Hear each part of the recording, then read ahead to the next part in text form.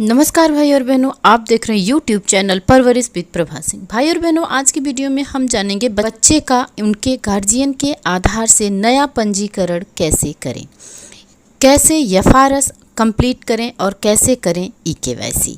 तो बच्चे का नया पंजीकरण बच्चे के अभिभावक के आधार से करना है, और अगर बच्चे में अभिभावक का आधार लग रहा है तो किसकी ईकेवाईसी और किसका चेहरा प्रमाणीकरण करना है। तो सारी दुविधाओं का इस वीडियो में हम करेंगे समाधान।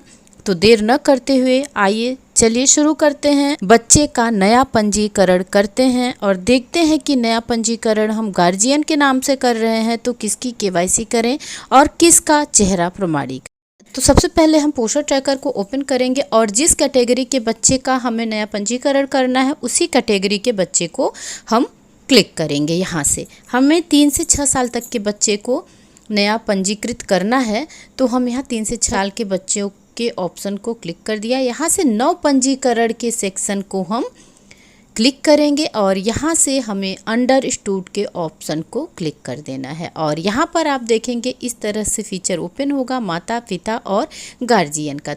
हमें बच्चे का नया पंजीकरण गार्जियन के आधार से करना है, तो गार्जियन से आधार वाले ऑप्शन को क्लिक करेंगे। उसके सामने आपको एक गोला दिख रहा है, उस गोले को हमें टच कर देना है। और इस गोले को हमने क्लिक कर दिया है और इसके बाद हम यहाँ से प्रोसीड करेंगे, मतलब कि हम बढ़ेंगे आगे। अब बढ़ेंगे आगे तो देखिए इस तरह से 2 फीचर सामने आएंगे भाई और बहनों।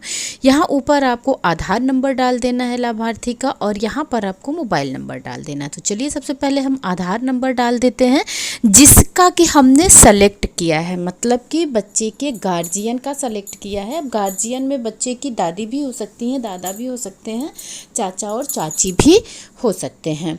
तो उन्हीं का आधार डालना है यहाँ पर, जो कि बच्चे के अभिभावक हैं, और उनकी ईकेवाईसी के साथ साथ उनका एफआरएस भी आप कर पाएँ।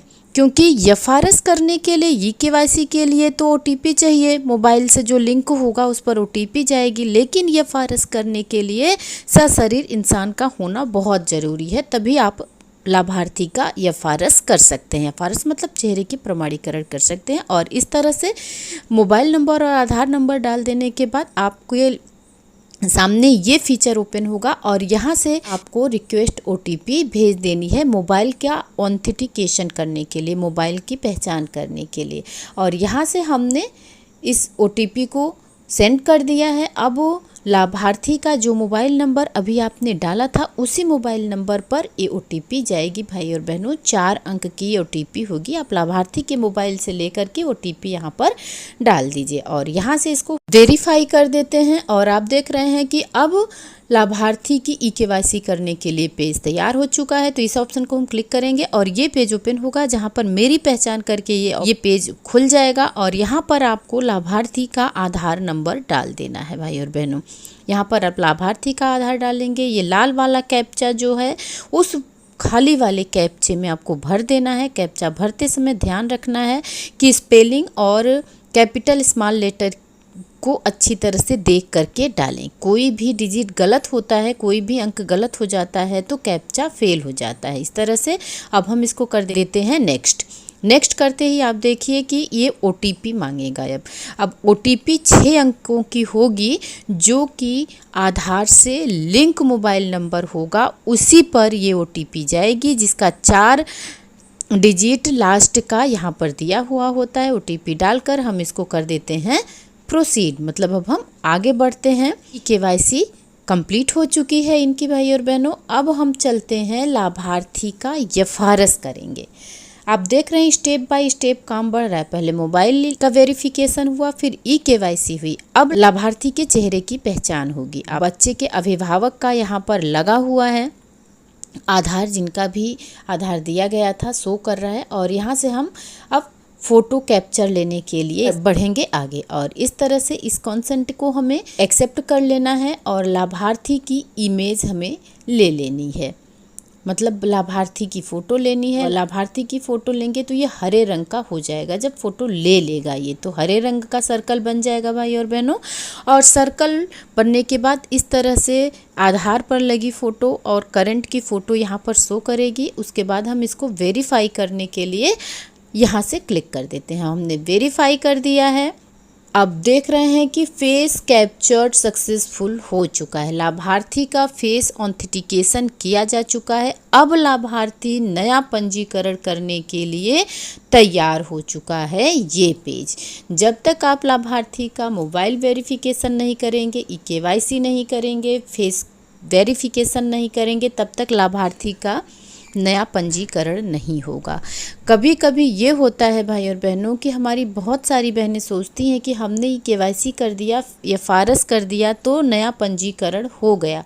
ऐसे नया पंजीकरण नहीं होता है भाई और बहनों। जब तक आप लाभार्थी का फेस कैप्चर करने के बाद आगे नहीं बढ़ेंगे, प्रोसीड नहीं करेंगे, जब तक आप लाभार्थी की पूरी डिटेल नहीं भरेंगे, तब तक नया पंजीकरण कैसे होगा। आपको नाम भरना होगा, डिटेल भरना होगा, जन्म तिथि भरनी होगी बच्चे की। जैसे आप नया पंजीकरण करते थे सेम आपको वैसे ही नया पंजीकरण लाभार्थी का कर लेना है। जब भी बच्चे की जन्म तिथि है, यहाँ पर ये पेज जब ओपन होगा नया पंजीकरण, तो आप लोगों ने कई बार किया है तो ये मुझे बार बार बताने की ज़रूरत नहीं है भाई और बहनों। नया पंजीकरण आप आराम से कर लेते हैं। बस हमारी बहुत सारी बहनें इस बात से कंफ्यूज थी कि गार्जियन का आधार लगाएं या माता पिता किसी का आधार लगाएं तो हम KYC और FARS बच्चे का किसका करें, बच्चे का करें कि उनके गार्जियन का करें, माता या पिता का करें। तो जिसका भी आप आधार लगाती हैं KYC और FARS आपको उन्हीं का करना है भाई और बहनों। और इस तरह से आप देखेंगे मोबाइल का वेरिफिकेशन करेंगे, KYC करेंगे और जिसका आधार लगाया गया है मतलब जिसकी KYC की गई है उसी का आप चेहरे का प्रमाणीकरण करना है। और चेहरे के प्रमाणीकरण के बाद ही ये पेज ओपन होता है लाभार्थी का पंजीकरण करने के लिए। तो इस तरह से लाभार्थी का पंजीकरण करना है। और लास्ट में आपको मैं बता दूं एक ऑप्शन आता है दिव्यांग बच्चों के लिए। अगर बच्चा दिव्यांग है तो आपको यस करना होगा, अगर बच्चा आपका सामान्य है तो आपको नो कर देना होगा। नो करेंगे और इसको यहाँ से आप सबमिट कर देंगे। तो इस तरह से देखिए बच्चे का नया पंजीकरण भाई और बहनों कंप्लीट हो चुका है। और चलिए लगे हाथ हम बच्चे का आभा ID भी बना लेते हैं, क्योंकि बार बार हम बच्चे के गार्जियन को बुलाते हैं तो ये ठीक नहीं है। और हमने अभी अभी गार्जियन का KYC और FARS किया है तो हमें आसानी होगी बच्चे की आभा ID बनाने में। बच्चे के नाम के आगे ये 3 लाइन दिख रही होगी, 3 लाइन को क्लिक करेंगे तो यहाँ पर आपको ये आभा ID बनाने के लिए चौथा ऑप्शन है भाई और बहनों, इसे हमें क्लिक कर देना होगा। और ये बहुत ही आसान हो जाता है आभा ID बनाना, क्योंकि अभी अभी हमने सारी डिटेल भरी हुई है। तो हमें इस दूसरे वाले ऑप्शन को क्लिक कर देना है। और दूसरे ऑप्शन को हम क्लिक करेंगे तो इस तरह से पेज आएगा जहाँ से हमें इस चीज़ को प्रोसीड कर देना है भाई और बहनों, मतलब आगे बढ़ा देना है। यहाँ भी आप देखेंगे कि 2 ऑप्शन आ जाएगा। तो इस 2 ऑप्शन में से आपको केवल एक ऑप्शन सेलेक्ट कर लेना है। यहाँ से आपने एक ऑप्शन को सेलेक्ट कर लिया है। इस तरह से ये पेज ओपन होकर के सामने आएगा। तो इस पेज को आपको तुरंत क्लिक कर देना है भाई और बहनों। ये क्लिक हो चुका है। तो इस तरह से आप देखिए पेज ओपन हो चुका है। यहाँ पर लाभार्थी का, उनके गार्जियन का पूरा डिटेल है। और यहाँ पर ये सहमति मांग रहा है, अनुमति मांग रहा है, मतलब गार्जियन की सहमति से ये बच्चे का आभा ID ओपन करने की बात कर रहा है। बच्चे का गार्जियन एग्री है तो यहाँ पर इस बॉक्स को क्लिक कर देना है। और इस तरह से देखिए ये आगे बढ़ जाएगा और बच्चे की आभा ID बन करके हो गई है तैयार।